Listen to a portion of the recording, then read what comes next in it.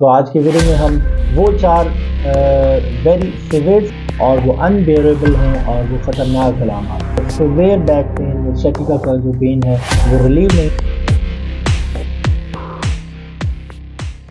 तो आज के वीडियो में हम वो चार वेरी सिवियर सिम्टम्स को डिस्कस करेंगे जो कि डिस्क स्लिप की वजह से पेशेंट को आती हैं और शकीका पेन की वजह से आती हैं और वो अनबेरेबल हैं और वो ख़तरनाक अलामात हैं।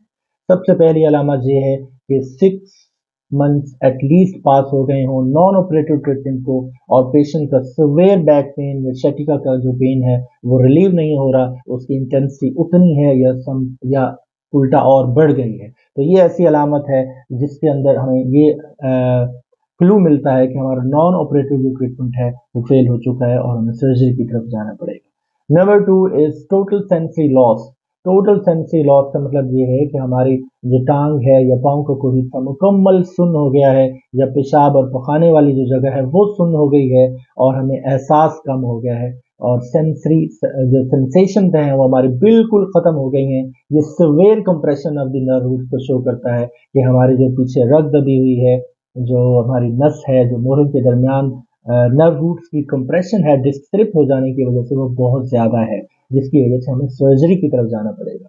Number 3 is paralysis, power loss. इसका मतलब ये है, ये भी सिवियर कंप्रेशन को शो करता है कि हमारी कंप्रेशन इतनी हो गई है कि हमारे टांगों में जो पट्टे हैं उनको वो फालिज का शिकार हो गए हैं, उनकी पावर जीरो हो गई है, पेशेंट चल ही नहीं सकता और उसके अंदर पावर नहीं है। तो ये भी हमारी सिवियर कंप्रेशन को शो करता है और उसमें हमें ऑपरेशन की तरफ जाना चाहिए।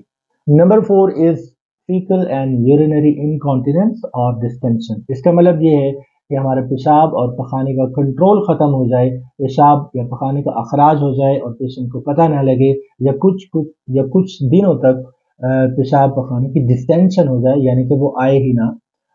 तो ये जो सिम्टम्स हैं ये भी सिवियर कंप्रेशन को शो करती हैं और हमारे कुछ रूट्स जो कि स्पाइनल कॉर्ड के एंड तक होती हैं, उन्हें हम कॉर्ड एक्वाना कहते हैं, उनकी कंप्रेशन की वजह से एक सिंड्रोम होती है जिसे कॉर्ड एक्वाना सिंड्रोम कहते हैं। और ये जो फीकल एंड यूरिनरी इनकॉन्टिनेंस के सिम्टम्स हैं ये उस बीमारी उस सिवियर कंप्रेशन का हिस्सा है।